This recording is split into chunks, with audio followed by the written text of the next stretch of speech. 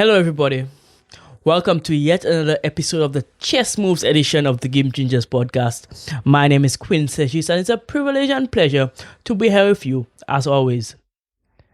Today, we will tackle three amazing topics as usual. I hope you learned something from it. We will look at, in particular, the Guyana and Venezuela border crisis, Mark Cuban's big business moves, and the massive one, bye-bye E3. All right, so let's get straight into it. We don't like wasting time on the Game Changers podcast. We don't like wasting time, especially on the Chess Moves edition, because we are busy people and we like to get things done. So let's get straight into it. Our first topic is the Guyana and Venezuela border crisis. Now, some of you might not even know about this, but there is a serious threat of war between these neighboring countries. In fact, recently, President Maduro of Venezuela hosted a referendum in his country, and basically he was asking his people whether or not he should overtake a region called the Essequibo. Now, for several years, Guyana has claimed this region as theirs. Most Guyanese believe that this part of South America belongs to them. But Venezuela has disputed this for over a century. They claim that the British stole it from them when the British were overseeing Guyana. And they've claimed that, it belongs to them, it's theirs. But this claim has varied over the years. Sometimes they were really rampant about it, and other times they didn't really care. However, what has led to this referendum is largely due to the discovery of oil in the area. In 2015, ExxonMobil led a consortium in the area, and they found that this area is very, very rich in oil. So much so that in 2019, ExxonMobil decided to start pumping oil in this region of Guyana. And it has created such a massive impact in Guyana's economy. So much so that it is now the fourth largest offshore oil producer in the world. And it has expanded the economy massively. In fact, the country's economy expanded nearly 60% in the first half of this year. That is because of the discovery of oil. So it's a massive thing. Now, we see a reason why Venezuela would now want to claim this area as theirs. We see a reason why they would now want to tackle this region and become the owners of that oil, that mineral-rich area. But obviously, if it's your home, if that's somewhere that you have had as your home for so long, for someone to now invade your place, you can understand why the Guyanese are fighting back. Now, thankfully, CARICOM has stepped in, and hopefully there will be a meeting very soon to determine, how to resolve this conflict. I see a major thing that I can pull from this Guyanese-Venezuelan conflict. When you glow up or when you have something going for you, people take notice, right? Before the oil was such a big thing in this region, yes, Venezuela would have claimed it a little bit, but they were not as aggressive as they are now. And that tends to happen to us in life as well. When people see something valuable in our region or something valuable in our surroundings, they like to claim it for themselves, or they like to claim a piece of it at least. And we should definitely look out for that as game changers, because these things do happen. It's not just on a political or global level, but it happens in your small areas. It happens in your business. It happens in your workplace. Look out for it. When you grow up, people will come after you.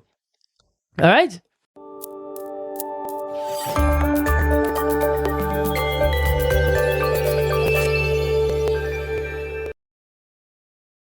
This ad slot could be yours. In a world filled with stories, make yours resonate.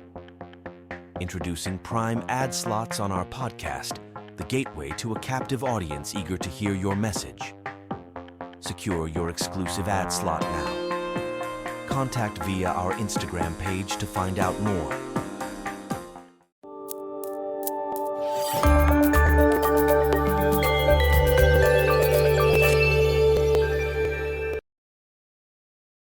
Quickly moving along to another big story, Mark Cuban's business moves.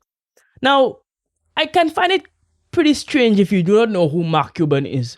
But not everybody is as deep into the business world as we are. I don't think you have to be very deep in the business world to know who Mark Cuban is. However, I'll just tell you who he is if you don't know. So Mark Cuban is a billionaire. Let's start off with that. His net worth is $6.2 billion. He's mostly known for his roles on Shark Tank and also as the owner of the NBA team, the Dallas Mavericks. Now, these are the two things that have made Mark Cuban, right? Before that, he sold broadcast.com for billions of dollars, and that's how he became a billionaire. But many people didn't really know who this guy was until, he bought the Mavericks and also was on Shark Tank. So people started to know, okay, hey, this guy is a major player in the world, and then he became part of popular culture. But recently, he decided to step away from both of them, both Shark Tank, after its 16th season, and has also decided to sell his majority stake in the Dallas Mavericks. Now, let's do some diving in history. I want to focus mainly on the Dallas Mavericks side of this thing. Cuban bought the Mavericks, 85% of the Mavericks, in 2000 for $280 million. He's now selling the team for a whopping $3.5 billion. So his stake has grown exponentially since he had bought the team. Now, he will still retain some of the share of the team, and he will also have full control over basketball operations because he has had some serious success with this squad thus far. So you don't want to spoil something that has been working. He still has a minority stake, as I said. So he'll still be very much involved, but he sold his majority stake for $3.5 billion. Now, many people have speculated why he sold the team. Some people are alluding to maybe a potential presidential run in the upcoming election, but Cuban has said that he's not interested in politics, at least not right now. He wants to spend some time with his daughters and his family. I see something very interesting in this. Anybody who knows about basketball or who has spent time listening to basketball knows that the Dallas Mavericks were terrible when Cuban bought it. It was one of the worst run organizations in the league. Fans were not coming around and people were not even, engaged. As a matter of fact, I'll let Mark Cuban himself tell you about what happened when he bought the team. Why the Mavericks? It was the start of the 99-2000 season. Right, and where are your seats at? My seats are right by the Mavs bench. Where you sit most of the time? Closer, Okay, yeah, a little bit, okay. 2 rows back. I was into it, right? And then there was nobody there. And I remember... Even then? Yeah, there was nobody there, right? Nobody. And I'm like, I can do a better job than this, right? And then it hit me, ding, ding, ding. Now I can afford this stuff, right? Right. So I talked to my ticket rep, a guy named Mark, who then connected me to Mark Aguirre. And Mark Aguirre was working for Ross Perot Jr., who was the owner then, and he connected me together. And the season started like beginning of November, end of October. By January 4th, so only 6 weeks later, give or take, I owned the Mavs. What? Yeah. No. Tell me, you rewind. You don't just sit at the game and then 6 weeks later, pretty much on the. Yeah. You see, so this is the story of the Dallas Mavericks, and he bought it, and he became such a passionate owner, as you heard, so much so that people started to take notice, and the value of it increased. I can tell you that one thing that we can definitely learn from this is that if you get into any sort of business or any sort of work, make sure that you're passionate about it. If Mark Cuban wasn't passionate about the Mavericks and basketball, if he was not passionate about the people he worked with, also if he was not passionate about Shark Tank, he would have not gained all of this success, rather, because he didn't just receive it. He worked very, very hard for it. But the reason why he worked hard for it is because he was passionate about it.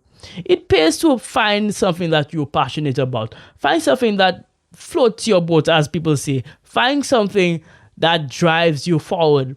And you're more likely to work at it because it would feel less like work when you're doing it. Find something that you're passionate about.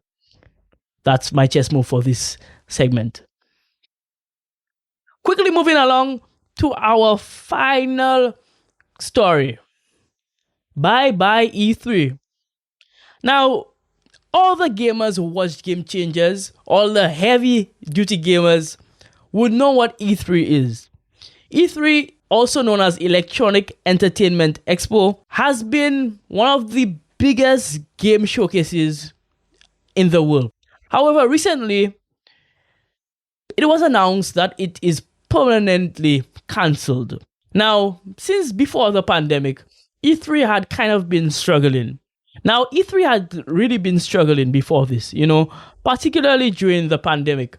And many people in the gaming industry are citing the lack of relevance.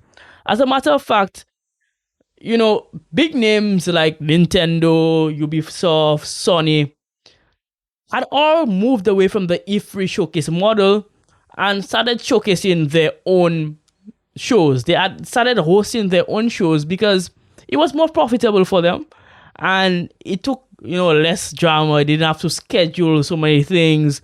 They didn't have to work with organizers of E3. They could just do it internally and maximize the profit. So they stopped doing that. And also, with the virtual world, these companies started tapping into that market as well. So instead of having a physical showcase, they did virtual showcases instead.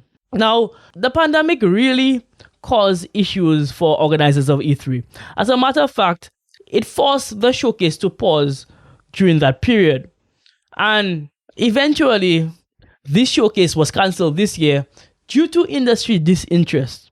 There has been a lot of shift in the game industry in recent years. And, game developers are tired of the old model. So they're trying something new, they're trying something different. And all of them seem to have shifted to that side. I can learn something important in this segment. And that is adaptation is crucial. I'll say that again. Adaptation is crucial. The game industry has evolved, and E3's format became less and less relevant because it didn't evolve with the industry. And companies have found more cost-effective and direct ways to reach their audiences. However, E3 did not follow along with that trend. Adapting to changing market dynamics is absolutely crucial to stay competitive. Right? So in your business end, if you've seen a trend and it's a serious trend, go along with it. Go along with it. Once it's not a harmful thing, once it cannot damage you long term based on your research, obviously, go along with it. Do not get caught behind like E3, like Blockbuster, like so many other people who are classic marketing cases because they did not follow the obvious trend. Do not get caught in that cycle. So that's one. Adaptation is crucial. Also, another chess move I found from this is that relevance matters. As big name players started hosting their own events, E3 started losing its exclusivity and significance. And I think this highlights the importance of maintaining relevance and uniqueness in the ever-changing industry, in your ever-changing industry. It's important that you stay relevant, that people still know that you provide value. Because as soon as you lose that value, they will move. And that's what happened to E3.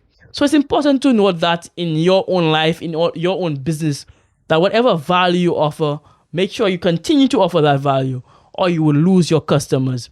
And even so, you might lose your employees, because if you have employees, if you're a boss of a place, some kind of, owner of a place, and you have people working for you, and suddenly some other company becomes more relevant than you, people will leave. And I think that's pretty obvious. So, a lesson to learn from E3, be relevant. So, we have quickly come to the end of chess moves for this episode. Let's do some review as usual. So, first lesson that we learned: when you grow up, expect for people to come to claim your power. Chess move number 2: if you get into business, get into something that you're passionate about. Third chess move, adaptation is crucial. And final chess move, relevance matters. I hope you guys have learned something significant from these 3 stories. I want you to continue following our podcast. We do this episode every other week. The Chess Moves edition comes out every other week. And our regular Game Changers episode, comes out every other week. If you want to see more of this content, like and subscribe. If you want to learn and transform yourself, like and subscribe. In fact, we left a similar episode in the comments down below. So feel free to click it and see some additional content. Additionally, Game Changers is available across streaming platforms.